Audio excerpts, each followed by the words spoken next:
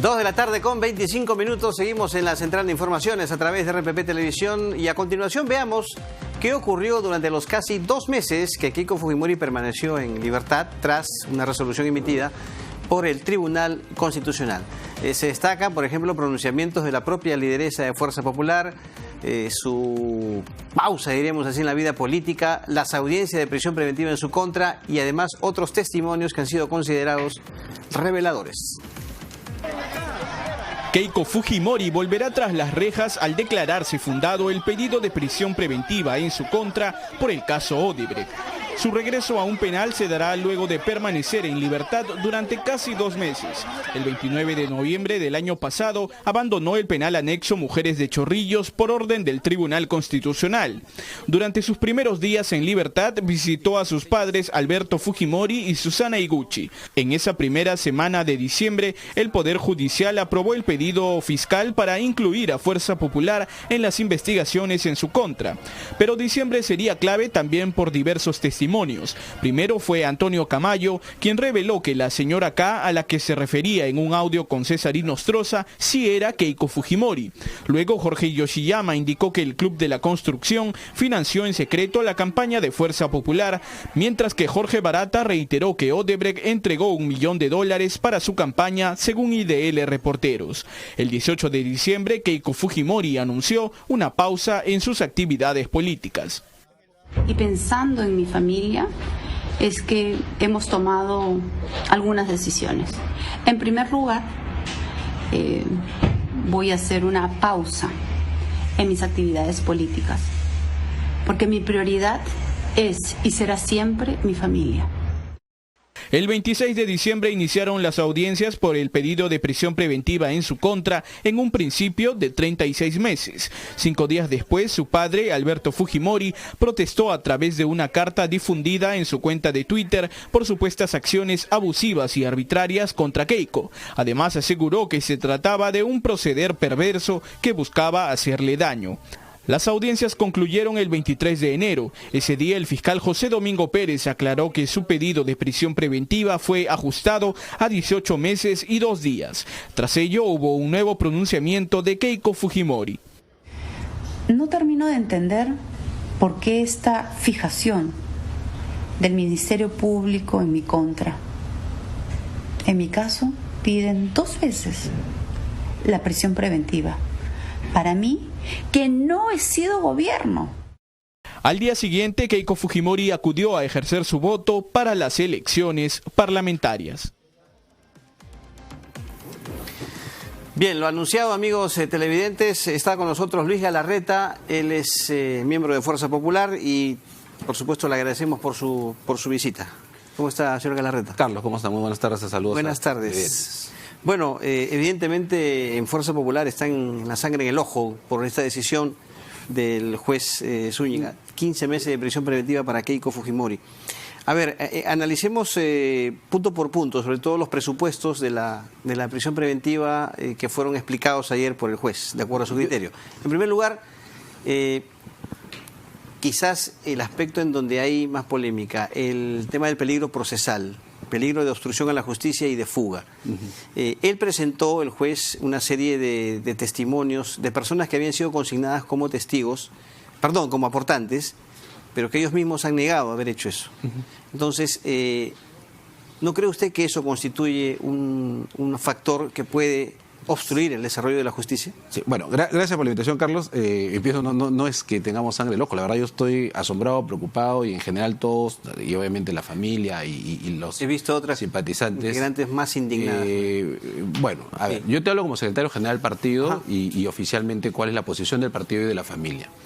Y nosotros en esto, voy a aprovechar el ejemplo de hace un rato del doctor que ha estado hace un nombre, Maldonado. Antonio Maldonado. ¿No? Ese es el mejor ejemplo de cómo está tan politizado este tema, que pierde toda objetividad lo que dice el señor Maldonado cuando termina diciendo, y no es digitado desde el SIN como lo existía en la época de Fujimori.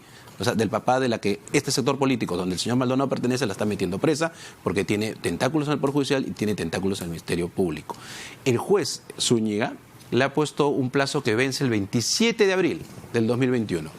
mejor hubiera esperado la segunda vuelta para que se asegure, ¿no? Porque el 27 de abril es la primera vuelta, pero si vamos a una segunda vuelta en las elecciones presidenciales, debería asegurarlo para la segunda vuelta y debería ponerla hasta junio. Y te digo esto, Carlos, porque entre los presupuestos que tú planteas, y me queda clarísimo escuchando al señor Maldonado, cómo el señor Maldonado, la gente de IDL, la gente de la izquierda, ha usado al poder político, que hoy día, Carlos, la persecución política es tan evidente que, más allá de la diferencia que podamos tener y con tus televidentes, se ha normalizado, por ejemplo, que se filtren audios a vocales supremos cuando se veía, ¿te acuerdas?, la casación. Entonces hay demasiado, es que esto tiene un correlato, hay demasiados vicios en el proceso y entonces, claro, si tú tienes la capacidad de tumbarte a los vocales supremos de nuestro país, Carlos, una ONG filtra audios que la prensa no tiene que, porque la prensa tiene que cumplir en sacarlos al aire, y entonces al final, si ya puedes tumbarte a jueces de la Suprema para escoger otro colegiado que juzgue a tu opresora política, entonces tienes a un juez que además evalúa cosas como, a ver, escúchame, evalúa cosas como diciéndole a la abogada, de los 270 puntos, pueden ser 300, que ninguno es comprobado, ni uno solo, diciendo que, por ejemplo, la defensa no ha comprobado que lo dicho por el tal persona no tenga validez. O sea, hemos cambiado el proceso y entonces no solamente la ponen cárcel injusta hasta después de la primera vuelta, o sea, tratando de sacarla de carrera política, no solamente ahora hay que demostrar que lo que han dicho los determinados, digamos, aportantes simulados es verdad, sino que suma cada cosa que hay desde el momento que sale Keiko Fujimori de la prisión por un fallo del TC, que lo cuestionaba el señor Maldonado porque dice que habían, mira, ahora no hay jurisprudencia del TC porque hay juristas que opinan en contra. O sea, ¿de dónde ha sacado eso el señor Maldonado? Yo sé dónde lo ha sacado del odio que hay gente. Vamos en concreto al tema, ¿no?, de los testimonios de quienes fueron consignados como aportantes. Ya, ellos lo han negado y creo que son, no recuerdo la cantidad en ese momento. No sé, pero bueno, ya. Ninguno de los testimonios involucra a Keiko Fujimori. Ok. Pero hay una negación de los aportes y eso ha sido tomado como obstrucción a la justicia. Eso no es una obstrucción a la justicia. Pero porque, claro, sí. No, a ver, la defensa de Keiko Fujimori creo que es lo que señala el abogado, el juez Zúñiga, planteaba una situación en que los abogados del estudio encargado de la defensa habían conversado con los, digamos, estos testigos que habían cambiado de versión, pero que eso tiene que investigarse, por supuesto tiene que investigarse. Finalmente los testigos no es que hayan cambiado de versión. Puede ser que el abogado haya ido a conversar, pero eso no está ni acreditado, ni comprobado, y es parte, Carlos, de un proceso donde Keiko Fujimori no tiene que ver nada con la estrategia que está usando un abogado, que puede estar equivocada, pero eso tiene que evaluarse y ventilarse en un debate público, o sea, en el juicio. Pero no solamente eso, ahora, cuando tú ves del momento que sale ella a la cárcel injusta, tú tienes que evaluar cuáles son los nuevos hechos. Y no hay un solo nuevo hecho realmente que involucre una situación de peligro de fuga, en el caso de Keiko Fujimori es más. El arraigo... el arraigo domiciliario es una vergüenza, ¿no? O sea, señor televidente, si usted tiene un problema en el Poder Judicial, cómprese una casa, no la alquile, porque si no se va preso. O sea, el juez ha dicho que tenía plata suficiente para comprar una casa y no alquilarla. Pero permítame, volviendo al tema de los falsos aportantes. Okay. Evidentemente, señor Galarreta, si es que se consignan falsos aportantes, ¿no?, es porque se quiere negar, ¿no?, el origen o quién es el verdadero aportante de ese dinero, sino por qué se presentan estas personas. Hay simulación. Simulación desde la época de Vargas Llosa, que fue la campaña más millonaria que había en el Perú, hasta última vez. ¿Está mal? Sí, por supuesto que está mal. No es lo más recomendable, pero Carlos, tú, que eres además un periodista acucioso, inteligente y además acompañas al Congreso, sabes que hace 1 año y medio recién se aprueba lo que está prohibido en el caso de los aportes privados, ¿no es cierto? Entonces, antes no era delito. Entonces, antes, gente de muchos recursos, honesta y decente, empresarios, porque hay de todo, pero también hay empresarios muchos honestos, le daban plata a Mario Vargas Llosa en la campaña más millonaria, seguro que a Toledo y seguro que a todos, porque estaba mal ese mecanismo. ¿Pero qué hacían? No me pongas. Y entonces había simulación. Y la simulación está mal, está mal. Y tiene que sancionarse, tiene que sancionarse. ¿Cuál es la sanción? Hay una sanción, por supuesto, administrativa, habrá que ver cuál es la sanción. Pero eso no tiene nada que ver con que no continúes el juicio y se llegue a la verdad quién fue el que los indujo a que sean falsos aportantes, quién fue el encargado de ese momento, si es un delito o es una falta administrativa, pero eso no puede haber sido usado para volverla a meter por segunda vez a Keiko Fujimori. En el único país del mundo donde una presa política la sacan en libertad después de los cuestionamientos y la filtración de audios a los vocales supremos para tumbarse y dejarla presa, llegas al TC, el TC la saca y le vuelvan a pedir una segunda prisión preventiva. Yo, la verdad, y estamos muy preocupados, no estamos por si acaso en el ojo, porque nosotros estamos en una estrategia de defensa, no de ataque. Nuestra estrategia de defensa va a tener que ver que si aquí no nos están escuchando, porque parece que hay gente que, por diferentes, algunos por odio, como el señor que estaba hace un rato, otros porque si la sacan de carrera, mejor. O sea, se van sumando varios factores que no se están dando cuenta que lo que está pasando en el país es violación del Estado de Derecho puro. ¿O tú crees que a un vocal supremo, ante una audiencia de la líder política de oposición, le sueltan un audio donde una conversación pidiéndole el trabajo por una señorita que lo están amenazando diciendo, oye, tenemos toda la conversación con la señorita, así que para que no tengas problemas en tu familia, salte del caso? Porque ¿por qué tendría que irse del caso? No sé si te acordarás, han habido tres vocales si supremos. Si ustedes niegan los fondos ilícitos, ¿por qué la necesidad de pitufear eso? A ver, es que nosotros, en el caso de Keiko, ya ha sido muy clara, y ese es otro tema que lo han puesto como novedad, los aportes, por ejemplo, del Banco de Crédito del Perú. Me imagino que ha habido simulación, porque te repito que es una práctica mala, no estamos de acuerdo, pero es una práctica mala porque yo creo que debería ser abierto. No solamente fue el Banco de Crédito. Bueno, quienes hayan sido, pero te das cuenta, y está bien, porque lo que tú planteas es lo que debe sentir mucha gente, y yo lo entiendo, porque la gente puede decir, oye, ¿cómo es posible que le hayan dado 3 millones, 6 millones? No sé, pero Carlos... No, yo no voy, yo no voy a la cantidad, lo que yo voy si no hay dinero ilegal, por eso, ¿no? Entonces, ¿por qué la necesidad de llevar a un aportante? O sea, ¿qué? ¿Quién te dice que es tu plata? Carlos, pero pregúntele, por ejemplo, al señor Vizcarra, al señor Toledo, a todos los que han participado, que han buscado simulación, porque así ha funcionado las campañas. Lo que pasa, y no nos estamos dando cuenta, y algún día le va a tocar a otros, es que por el odio o por lo que quieren a Keiko Fujimori tener la presa, aquí han vendido el tema como si fuera la única que lo ha hecho, como si fuese el delito más grave del mundo, cuando eso ha sido legal toda la vida, y las simulaciones que tienen que sancionarse eran temas administrativos. Entonces, no hay nada nuevo, porque la gente mezcla los temas de los aportes privados, que son absolutamente legales, que requiere una explicación política. ¿Por qué restringirlo todo al odio? Eso es lo que a veces muchos no entienden. O sea, entendemos que el fujimorismo tiene sus rivales. Todos tenemos rivales políticos. Pero el tema es que aquí, evidentemente, han habido situaciones carentes de transparencia.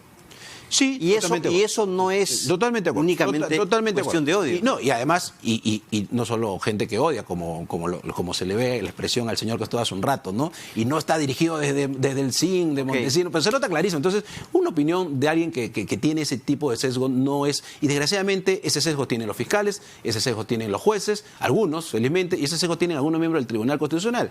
Pero tú me dices, ¿hay falta de transparencia? Sí. Y yo creo que merece una explicación pública y política, y tendrá que asumir un costo político, porque no solamente Fuerza Popular, todos los grupos que no tuvieron la valentía, así como los empresarios tampoco, decir, oye, yo me la juego por el país, por el modelo, y que venga la plata del sector privado para enfrentar a los comunistas. O sea, y eso también ya se verá a nivel judicial en el proceso. Pero mezclar eso como que eso es un nuevo elemento, porque como ya ves, no había dicho que sí habían estos aportes lícitos, porque no estaba ni siquiera en el proceso, ni le habían preguntado a Keiko Fujimori, y había una reserva que se ha manejado siempre. Tú lo desconoces mejor, Carlos. Pregunta a cualquier candidato a la presidencia que lo diga y jure públicamente que no ha tenido un aporte, que ha tenido que simularlo. O sea, ese es imposible, una campaña a la presidencia en el Perú y en América Latina. Que está mal, que hay que ir a transparentar, sí. Entonces, ahora lo que nosotros estamos haciendo es el video que grabó Keiko es un primer paso. Estamos trabajando, obviamente, más pasos a través de tu cámara, y aprovecho en decirle a la familia fujimorista, a los simpatizantes, a todos, que estemos más unidos que nunca, que vamos a organizarnos, que tenemos que, obviamente, este tema llevarlo a las instancias internacionales, ¿no? ¿Nunca pensó en el asilo, Keiko?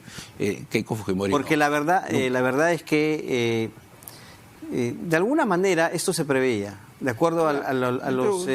Tú tienes bastantes años trabajando en el Parlamento, con la confianza que tengo, Carlos, te lo digo. Mira, y nosotros hemos evaluado, y yo con ella estuve casi... Ayer no la he podido ver, hoy ya tampoco por la permanente, solo que la veré ya mañana, porque obviamente ya ha dejado algunas directivas, aparte del video, a mí como secretario general, Pero sí, evaluamos varias digamos, alternativas, ¿no? ¿Cuáles? Si es impedimento de salida, si es arresto domiciliario, o si este señor va a volver a meter la presa por segunda vez, lo que sería inaudito, y en ese momento hay que ir a nivel internacional, vamos a ir a los medios internacionales que creo que nos van a hacer más eco, y no lo digo por ti, porque como tú me decías, yo no he venido, porque yo estoy fuera de circulación, porque he estado dedicado justamente al partido y a ver el tema de la defensa de la presidenta, pero te decía, se evaluaba, pero Keiko Fujimori, además fiel a su estilo, porque ella ¿le plantearon se el siente asilo? y es inocente. No, pero ahorita te explico, evaluamos, se siente y es inocente. Tenía todavía una esperanza de que no pasara algo que varios decíamos, acá están a meter presa porque acá no hay justicia, o sea, esto es político, y lo han demostrado cuando el fallo del Tribunal Constitucional vale para el tema del Congreso, ¿no? Ahí Ramos es un héroe, y el Tribunal Ramos me refiero, pero para el otro, como el señor de hace un rato, lo cuestionaban, y ahora el Tribunal Constitucional sirve, la sentencia del Tribunal Constitucional sirve para envolver pescado en el Perú. O sea, es increíble. Entonces tú tienes sentencias que no sirven, dependiendo por dónde van las sentencias, ¿no? Tienes, digamos, resoluciones de jueces que están cargados de tinte político. Y entonces nosotros vemos a una Keiko Fujimori que no solamente se ha evaluado, y ella dignamente ha dicho, obviamente yo no voy a creer que me van a meter a arrestar por segunda vez. Bueno, pasó. Pero ¿qué hizo Keiko Fujimori? Se fue, se sentó al frente del juez, la que se quiere fugar, la que no colabora, la que obstruye al juez, se fue y se sentó al frente del juez para mirarlo y decirle, acá estoy. A ver, lléveme presa. ¿Qué medidas van a asumir desde el punto de vista Estamos organizando, legal? Legal lo ve obviamente la doctora Juliana. Ya presentó la apelación. Creo que debe estarla trabajando, tiene un plazo para la apelación. Además, hay otras acciones también, porque ahorita estamos desconociendo un fallo del Tribunal Constitucional, eso va por la parte legal. Estamos haciendo un plan para ver unas visitas al exterior, algunos gobiernos de afuera, porque acá también algunos embajadores están muy entretenidos con los cócteles normalmente que existen en el tema diplomático. Los gobiernos son mucho más claros en eso, la diplomacia a veces está un poco de costado, pero creo que hay medios. ¿Van a ir a tribunales internacionales? Bueno, ahí yo creo que sí, pero la defensa es la que va a tener que ver, ¿no? Yo la verdad, lo personal, yo siempre doy mis opiniones personales con la presidenta y con la defensa, y respaldo lo que decide la defensa. Yo en la Corte, sabiendo cómo se manejan sus representantes en el Perú, yo no confío mucho en la Corte Interamericana. Como la OEA, el señor Almagro se demoró muchísimo para reconocer que en Venezuela había dictadura, pero ese es el tema de la defensa. Pero, por ejemplo, en los gobiernos como Estados Unidos, gobiernos vecinos, medios de comunicación, sí vamos a hacer una campaña. Si esto es un tema político, vamos a responder políticamente. Y si este es un tema mediático, en algunos casos, vamos a responderlo también mediáticamente. Solamente, te repito, los errores que puede haber cometido el partido en un momento, porque sí se ha cometido errores y hay que aceptarlos hidalgamente, y que además vamos a aprovechar esta nueva oportunidad que nos ha dado el electorado, sobre todo fujimorista, para mejorar y hacer las cosas bien, como lo dijo Keiko Fujimori, pude hacer las cosas mejor, y como lo ha dicho el presidente Fujimori y Keiko en 2 cartas, nunca es tarde para empezar de nuevo. Vamos a repotenciar el tema del trabajo parlamentario, pero eso no puede confundirse con que esto lo han aprovechado, lo han magnificado, porque son errores reales, y algunos no tienen por qué no aprovecharlos, y han llevado a una situación de traspasar un tema político a un tema judicial. Le quiero preguntar sobre los resultados de las elecciones. Sí. ¿No ha sido este resultado, en el caso de Fuerza Popular, una especie de castigo de parte del electorado por lo que ocurrió en el Congreso anterior, por la actuación? Porque, a ver, también la otra pregunta, ¿qué errores cometieron ustedes? Bueno, ¿Qué errores acepta usted? Yo siempre digo que los errores los hago en house, pero yo mismo puedo haber cometido errores y probablemente, digamos, puede haber algunas actitudes. O sea, yo tengo claro que... Siéntase como en casa ahora y díganos qué errores. Yo tengo claro que el electorado, más que un castigo, es un mensaje, porque, perdóname, entre los 6 primeros, nosotros estamos, digamos, terceros, ¿no? Cuartos, empatados por FERPA. Aprovecho en saludar a todos los grupos que han salido elegidos. Pero recordemos la cantidad de parlamentarios que fueron elegidos en el anterior Congreso, y ahora 73, y ahora son... Claro, digamos... No llegan a 10. Con la persecución política de nuestros líderes, probablemente no hubiéramos ni siquiera pasado la valla. O sea, hay mucha fortaleza de nuestra gente, y agradezco también a los votos de los fujimoristas. Pero ustedes no solamente son víctimas. No. A ver, por eso le pregunto, una reflexión acerca de... Yo creo que el mensaje, y por eso agradecemos la votación, porque es una nueva oportunidad para mejorar las cosas que se hicieron mal, para ¿Qué se hizo mal? afianzar las cosas que se hicieron bien. Pueden haber varias cosas, la verdad. Y yo lo he dejado y yo he hecho por lo menos el análisis a la interna como corresponde.